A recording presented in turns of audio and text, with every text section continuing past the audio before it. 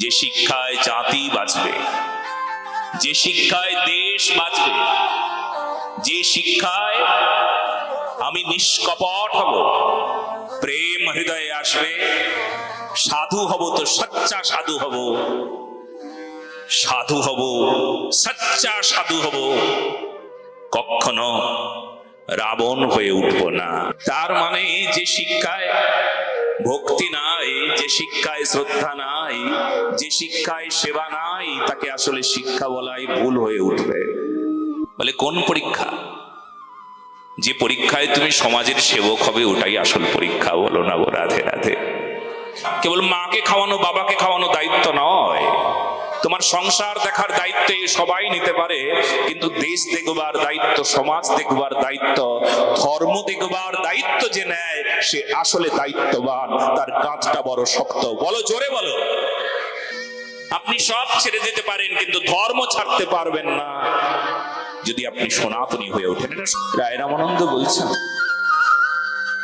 যত বিদ্যা বলো, ভক্তির মতন বিদ্যা নাই।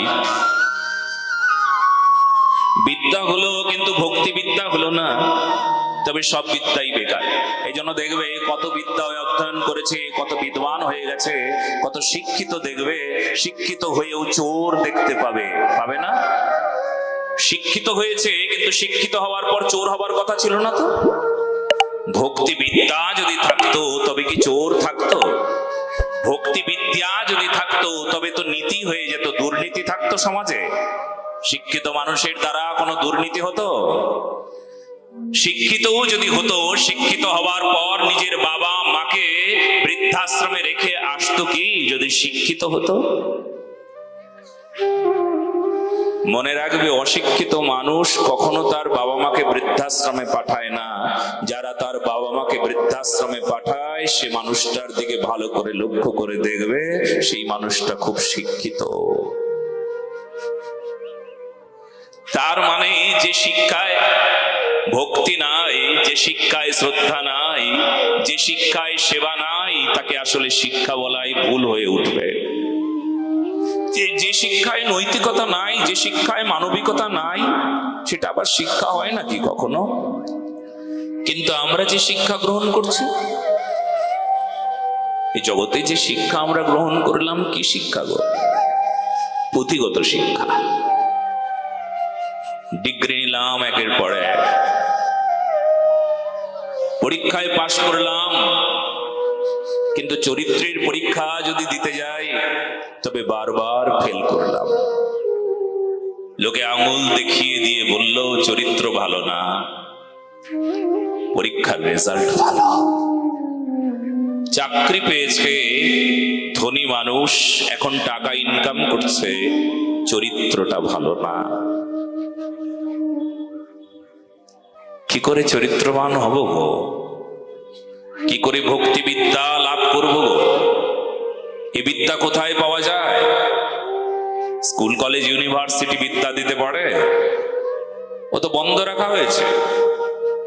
আমাদের সনাতনী শাস্ত্র তো স্কুল কলেজ ইউনিভার্সিটিতে প্রবেশ পায় না, প্রবেশ অধিকার নাই। 30A আর 30 ধারা সবাই আমরা জানি। তবে খুব অচিরেই আমরা এই শিক্ষা গ্রহণ করতে চলেছি। আমরা আমাদের ভক্তি লাভ করবার জন্য আমরা সবাই যোগ্য হতে পারবো। ছোটবেলা থেকে আমরা কেবলমাত্র A ফর অ্যাপেল পড়বো না, B ফর বয় পড়বো না, টুইঙ্কেল টুইঙ্কেল লিটল স্টার, এই কথায় কারুর কোনো উপকার হয় নাই। তবে ছোটবেলায় মায়েরা, তোমরা মনে আছে এটা পড়েছিলে? সকালে উঠে আমি মনে মনে বলি, সারাদিন আমি যেন ভালো হয়ে চলি। আদেশ করেন যাহা মোর গুরুজনে, আমি যেন সেই কাজ করি ভালো মনে। এইটুকু একটা বই আমরা পড়েছিলাম ছোট্টবেলায়, ঈশ্বরচন্দ্র বিদ্যাসাগর প্রণীত শিশু শিক্ষা। এইটুকু একটা ছোট্ট চটি গ্রন্থ, চটি বই। এত আলো ছিল বইটাতে, শিশুর কোমলমতি নরম স্বভাব থেকে তাকে একটা শিক্ষা দিত। আজকে A for apple, B for boy, C for cat, D for dog।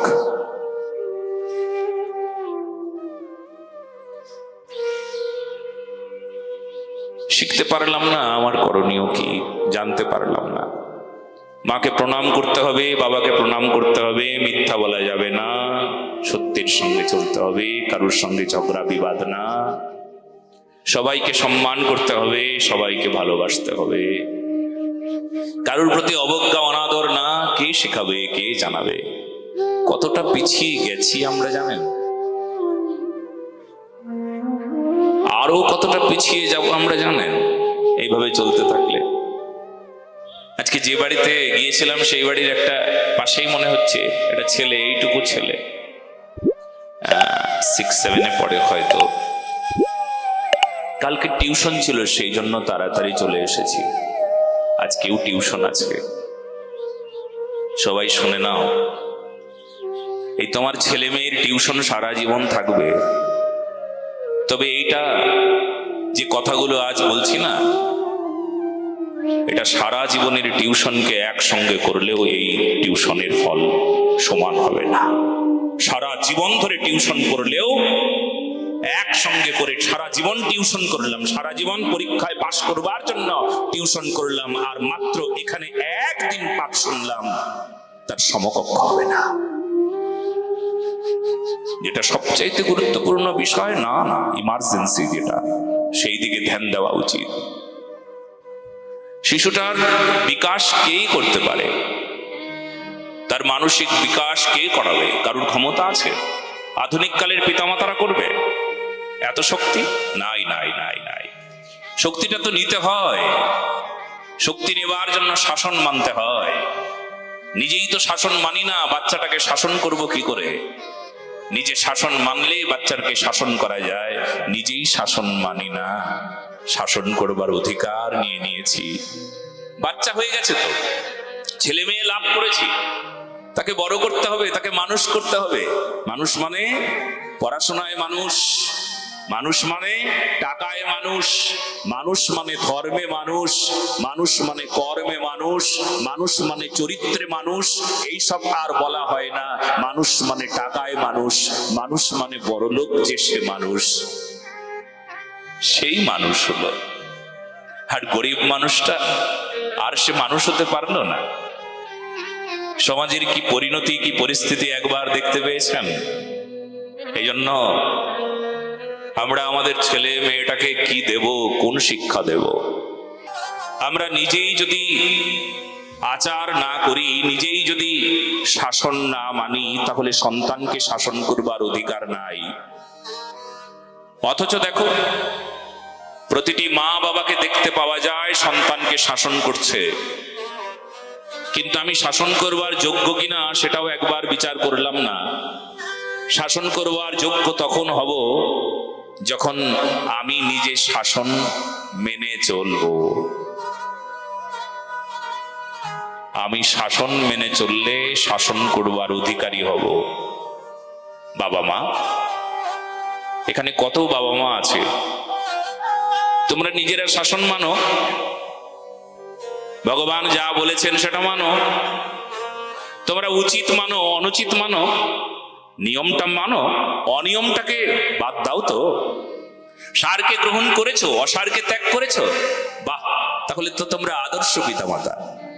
তবে তোমাদের গর্ভ থেকে একটা মহাপুরুষের জন্ম হবে, এটা লিখে নাও। কার মতন? ধ্রুবের মতন। ধ্রুবের মতন একটা সন্তান আসবে তোমার গর্ভে। এখানে যাদের বিবাহ হয়েছে কিংবা হয় নাই, তোমাদের গর্ভে একটা সুসন্তান আসবে। যেমন তেমন সন্তান জন্ম দিলে হয় না গো মা। কত সন্তান জন্ম হলো, কত সন্তান মরে গেল, কিন্তু কৃতি সন্তান পেলাম না। তাকেই বলা হয় কৃতি সন্তান, যে কিছু করলো না, পরীক্ষায় পাশ করেছে, এই ওয়েস্ট বেঙ্গলে প্রথম হয়েছে, এই এত অঞ্চলে সব চাইতে সেরা ছাত্র। তাকেও আসলে আমাদের ভাষায় সেরা তখনও বলা হয় না, আরো পরীক্ষা বাকি আছে। বলে কোন পরীক্ষা? যে পরীক্ষায় তুমি সমাজের সেবক হবে ওটাই আসল পরীক্ষা, বলো না গো রাধে রাধে। যে পরীক্ষায় তুমি দেশের সেবা করবে সেটা আসল পরীক্ষা। এখনো পরীক্ষা শেষ হয় নাই, এখনো অত আনন্দ করবার কিছু না। আমার কাছে একটা ছেলে এসে পৌঁছেছিল, ওয়েস্ট বেঙ্গলে সবচাইতে ভালো রেজাল্ট করেছে। সেই ছেলেটা আসবার পর আমি ওকে এই কথাটা বলেছিলাম যে আমি তোকে যা বলছি, তোর রেজাল্ট ভালো হয়েছে তার জন্য আমি প্রশংসা করলাম, কিন্তু এখনই প্রশংসার কিছু হয় নাই। বলে কেন মহারাজ? খুব মন দিয়ে তোকে শুনতে হবে, কেন এখনো প্রশংসার কিছু হয় নাই, এখনো অনেক বাকি আছে। কি কি বাকি আছে? বলে তোকে একটা মানুষের মতন মানুষ হতে হবে, সমাজের দায়িত্ব ধরতে রাখতে হবে, তোকে বুঝতে হবে দেশের সেবা, রাষ্ট্রের সেবা, মানব সেবা, সবার সেবাকে তোর মাথায় রাখতে হবে। যেই দিন সেবক হয়ে উঠবি, নিষ্কপট সেবক, সেই দিন তুই পরীক্ষায় সফল হয়েছিস, সেরার মাঝে সেরা হয়েছিস। নতুবা এই সেরার মূল্য নাই, একদম মূল্য নাই, কোনো মূল্য নাই। সেরা হয়েছে পরীক্ষায়, রেজাল্ট ভালো হয়েছে, কিন্তু মানবের কল্যাণ করতে পারলে না, সমাজের মঙ্গল করতে পারলে না, দেশের পরিস্থিতি দেখবার পর দেশের দুরাবস্থা দূর করবার কোন রকম চিন্তা তোমার মাথায় নাই, ধর্মের এই করুণ পরিণতি দেখে তোমার ব্যথা হয় না, মানুষের ঘরে আগুন লেগে গেল, আগুন জ্বালিয়ে দিল, অথচ তোমার হৃদয়ে আগুন লাগলো না, তোমার ব্যথা হলো না, তোমার জ্বালা হলো না, তুমি হাজার সেরা হও, সে সেরায় কোনো কাজে দেবে না। দয়া গুণ থাকবে, শ্রদ্ধা গুণ থাকবে, একটা দায়িত্ব তৈরি হবে তোমার মাঝে। না না না, কেবল মাকে খাওয়ানো, বাবাকে খাওয়ানো দায়িত্ব নয়। তোমার সংসার দেখার দায়িত্ব সবাই নিতে পারে, কিন্তু দেশ দেখবার দায়িত্ব, সমাজ দেখবার দায়িত্ব, ধর্ম দেখবার দায়িত্ব যে নেয় সে আসলে দায়িত্ববান, তার কাঁধটা বড় শক্ত। বলো জোরে বলো, ভারত মাতা কি! জোরে চেঁচিয়ে বলবে, যত গলায় শক্তি আছে। আমি যেমন চেঁচিয়ে বলি, যখন ভারতের কথা হয় চেঁচিয়ে বলি, যখন সমাজের কথা হয় চেঁচিয়ে বলি, যখন ধর্ম রক্ষার কথা হয় চেঁচিয়ে বলি, এইভাবে চেঁচিয়ে বলতে হবে। হ্যাঁ, কি বলবে গো? সেই সময় তুমি সেরা, সবার সেরা। যখন ধর্মের করুণ পরিণতি দেখবার পর তোমার যন্ত্রণা হবে, পাশে দাঁড়াতে ইচ্ছে করবে। কি গো? তার মানে বুঝলে কোন শিক্ষা চাই আমাদের? যে শিক্ষায় জাতি বাঁচবে, যে শিক্ষায় দেশ বাঁচবে, যে শিক্ষায় আমি নিষ্কপট হব, প্রেম হৃদয়ে আসবে, সাধু হব তো সচ্চা সাধু হব, সাধু হব, সচ্চা সাধু হব, কখনো রাবণ হয়ে উঠব না। আজ সাধু আছে, তবে রাবণও আছে, সাজসজ্জা সাধু। যদি থাকতে তুমি দেখতে পেতে বাবুদের কাণ্ড, ওরা দুধ বেচে খায় মদ, কেউ সাধু তাও ভণ্ড।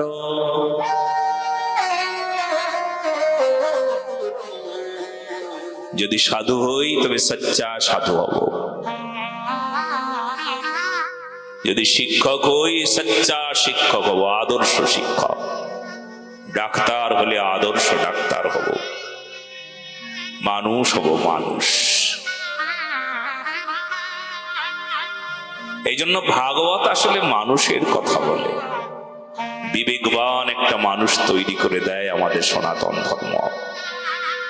আমি বলি সেই জন্য, যে সনাতনী হয়ে উঠেছে না, সে বিবেকবান মহাপুরুষ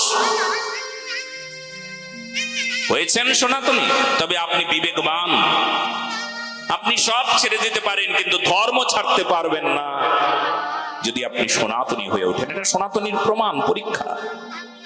আপনি সব ছেড়ে দেবেন, আপনার হৃদয়ে লোভ নাই, কাম নাই, সংসারের জন্য যত ভাবেন তার চাইতে বেশি ভাবেন এই বিশ্ব সংসার, সনাতনী সংসারকে নিয়ে। জানেন,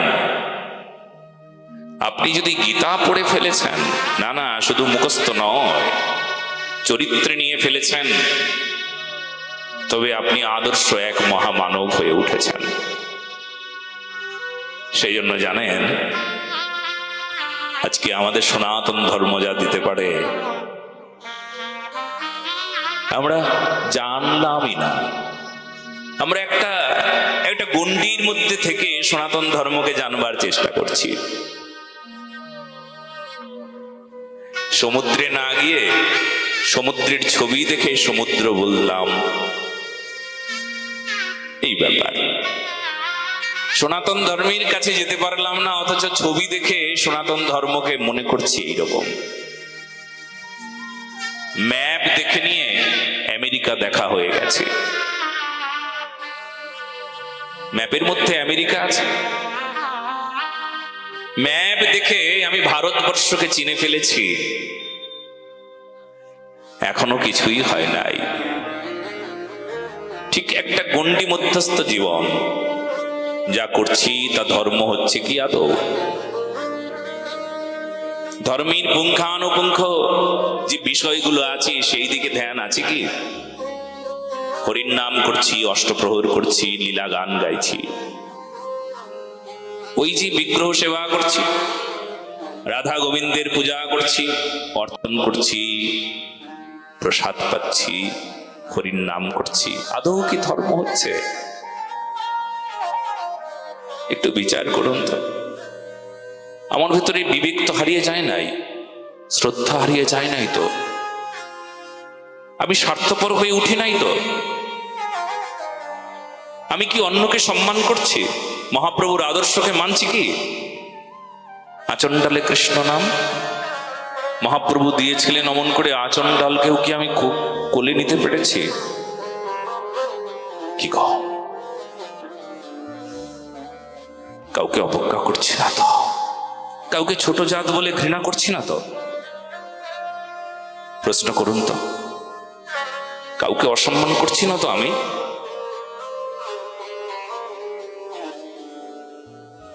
যদি অসম্মান করি, কাউকে ছোট ভাবি, তাহলে কিন্তু আসলে আমি সনাতনী হয়ে উঠতে পারি নাই। এই জন্যই খণ্ড খণ্ড হয়েছে সনাতন সম্প্রদায়ের মানুষগুলো, অনেক বিভাজন হয়েছে, অনেক সম্প্রদায় ভাগ হয়েছে, মানুষ হই নাই। যত ভাগাভাগি তত সমস্যা। যত ভাগ হয়ে গেছে নিজের মধ্যে, শক্তি কমে গেছে, সামর্থ্য কমে গেছে, যোগ্যতা কমে গেছে, অযোগ্য হয়ে উঠেছেন মানুষ। সংকীর্ণ না হলে কেউ ভাগ হয় না। মন ছোট হয়ে গেছি তাই ভাগ করে রেখেছি, ওকে পার্সন ক্লাস করে রেখেছি। ওই সেই দূরের মানুষগুলো যারা তপশিলি উপজাতি, তাদের প্রতি আপনার কেমন দায়িত্ব? তাদের প্রতি আপনার কেমন শ্রদ্ধা, কেমন সম্মান? শ্রদ্ধা সম্মান নাই বলেই তো ওই মানুষগুলো এক ঘরে হয়ে গিয়ে তারা নিজের ধর্মকে পরিত্যাগ করছে লোভে পড়ে। হ্যাঁ, গ্রামগঞ্জে দেখবেন, পাহাড় অঞ্চলগুলোতে দেখবেন, যারা সাঁওতাল দলে দলে সনাতন ধর্মকে পরিত্যাগ করে খ্রিস্টান হয়ে উঠেছে। তারা নিজের ধর্ম সম্পর্কে তাদের জানা নাই, আমরা শেখাইনি তাদেরকে। বলে কয়ে তাদের শেখাবো, তাদের বিশুদ্ধতা তাদের হৃদয়ে প্রবেশ করাবো, শিক্ষা প্রবেশ করাবো, কিন্তু তাদেরকে আমরা আমাদের করে নিতে পারলাম না। কয়জনকে ছোট ভাববো? কাদেরকে তাড়িয়ে দেব আমরা? কাদেরকে বলবো এই তোমরা এলে আমরা বৈষ্ণব সেবায় যাব না, তোমরা কীর্তন গাইলে আমরা শুনবো না, তোমরা ছুলে আমরা খাবো না?